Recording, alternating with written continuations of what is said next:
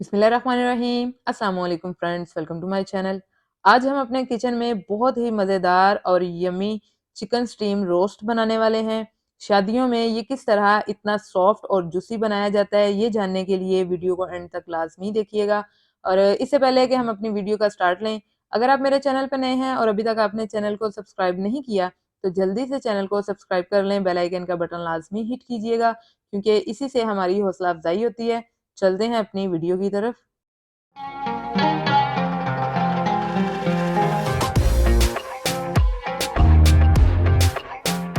बिस्मिल्लाहिर्रहमानिर्रहीम। तो दोस्तों, आज हम बनाएंगे चिकन स्टीम रोस्ट, जिसके लिए मैंने ये चिकन की 2 लेग्स ली हैं। लेग्स और थाई दोनों इकट्ठे हैं, मैंने इनको सेपरेट नहीं किया।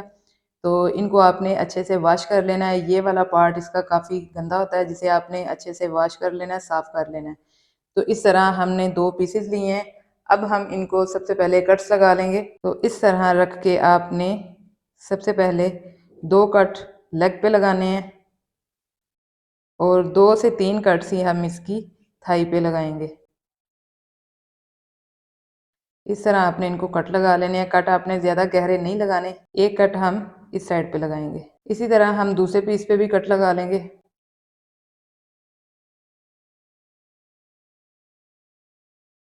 दोनों पीसेस पे इस तरह आपने कट लगा लेने हैं। अब कट लगाने के बाद हम सबसे पहले इसको सिरका और नमक लगा के रखेंगे। अच्छा, 1 टीस्पून हम इस पे नमक लगाएंगे और साथ ही हम इस पे थोड़ा सा सिरका शामिल करेंगे। अगर आपके पास सिरका मौजूद नहीं तो आप लेमन का जूस भी लगा सकते हैं। इस तरह हम इस पे सिरका शामिल करके अच्छे से इसका मसाज कर लेंगे। दोनों साइडों पे सिरका आपने अच्छी तरह लगा लेना है। और नमक और सिरका इस तरह लगाने का ये फ़ायदा है कि चिकन को स्टीम करने से पहले ही या इसकी मैरिनेशन से पहले नमक लगा लेने से अच्छी तरह जो चिकन है वो अंदर तक नमकीन हो जाता है, सॉफ्ट हो जाता है। और सिरका लगाने का फ़ायदा ये है कि जो चिकन के रेशे अलग अलग हो जाते हैं वो नहीं होते, चिकन आपका टूटेगा नहीं, फैलेगा नहीं। तो मसाज इसकी हमने अच्छे से कर ली है। अब हम इन दोनों पीसीस को 1 घंटे के लिए रख देंगे। बाकी की मैरिनेशन इसकी हम 1 घंटे बाद करेंगे। तो चिकन स्टीम की मैरिनेशन के लिए सबसे पहले हम मसाले में जो चीज़ शामिल करेंगे वो है दही।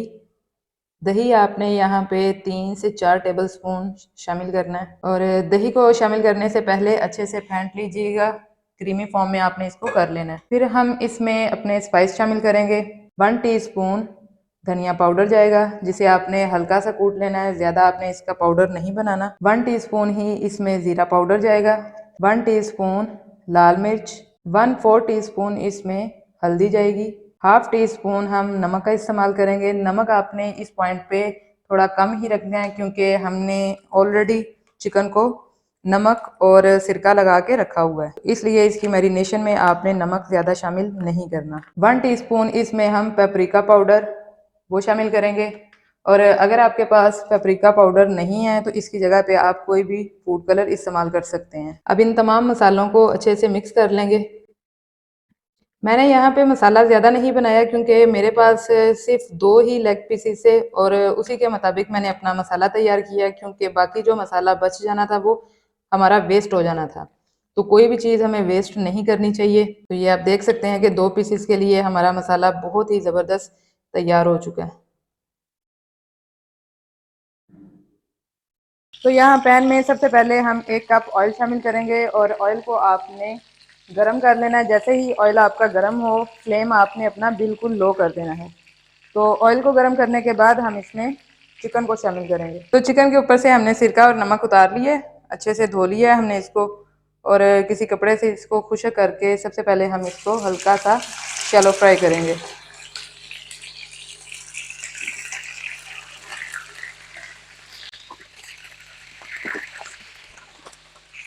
2 से 3 मिनट तक हम इसकी एक साइड को पका लेंगे और फिर इसकी दूसरी साइड को पलट लेंगे।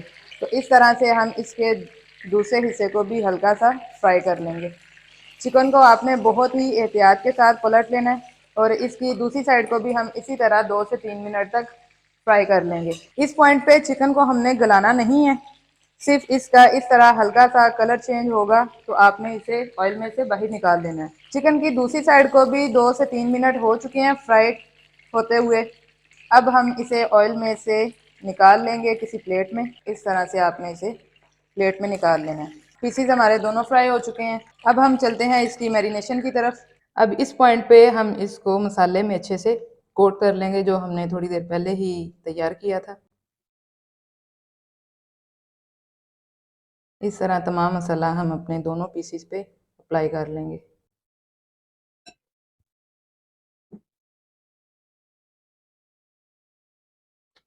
اس کی دوسری سائڈ پہ بھی اسی طرح ہم مسالہ لگا لیں گے۔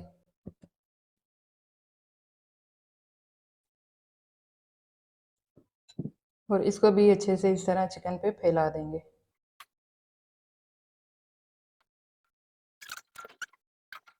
تو یہ آپ دیکھ سکتے ہیں کہ چکن کو بہت اچھے سے مسالہ لگ چکا ہے۔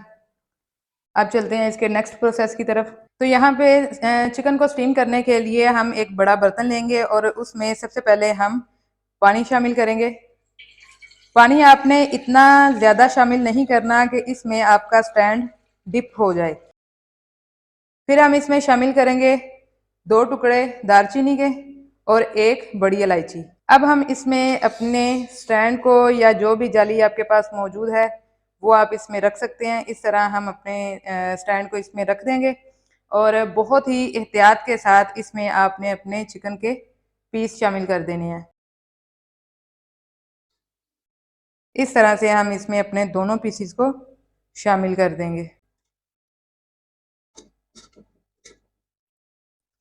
اس طرح آپ نے ان کی سیٹنگ بنا لینی ہے اور پھر جو باقی کا بچا ہوا ہمارا مسالہ ہوگا اس کو اس طرح اپنے چکن پر لگا دیں گے۔ چکن کے پیسز کو شامل کرنے کے بعد آپ نے اسے کسی بھی ڈھکن سے کور کر دینا ہے۔ اس طرح ہم اس پہ ٹاول رکھ دیں گے تاکہ سائیڈوں سے بھاپ نہ نکل سکے۔ اور پہلے 5 منٹ آپ نے فلیم کو تھوڑا ہائی رکھنا ہے تاکہ پانی کو ہلکا سا ابال آ جائے، اور 5 منٹ پورے ہونے کے بعد ہم اپنا فلیم بالکل لو کر دیں گے۔ تو 5 منٹ ہمیں ہو چکے ہیں ہائی فلیم پہ۔ اب اس پوائنٹ پہ آپ نے اپنے فلیم کو بالکل لو کر دینا ہے اور تقریباً 25 منٹ کا سٹیم لگا دینا ہے۔ 5 منٹ آپ کے ہائی فلیم کے اور 20 منٹ بالکل لو فلیم کے۔ تو 25 منٹ ہمارے مکمل ہو چکے ہیں۔ اب ہم اس کی سٹیم کو ہٹا کے دیکھتے ہیں کہ چکن کی کیا کنڈیشن ہے۔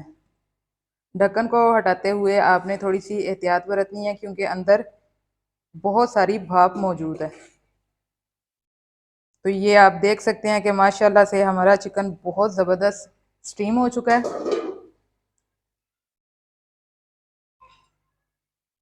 یہ دیکھیں بہت آسانی سے چکن جو ہے وہ ٹوٹ رہا ہے۔ اب آپ نے اس کو احتیاط سے برتن سے باہر نکال لینا ہے۔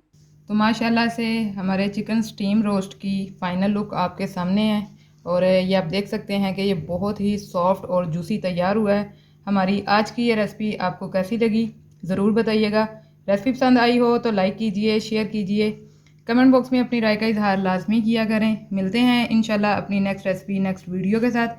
تب تک اپنا بہت سا خیال رکھیے گا، دعاؤں میں یاد رکھیے گا۔ اللہ حافظ۔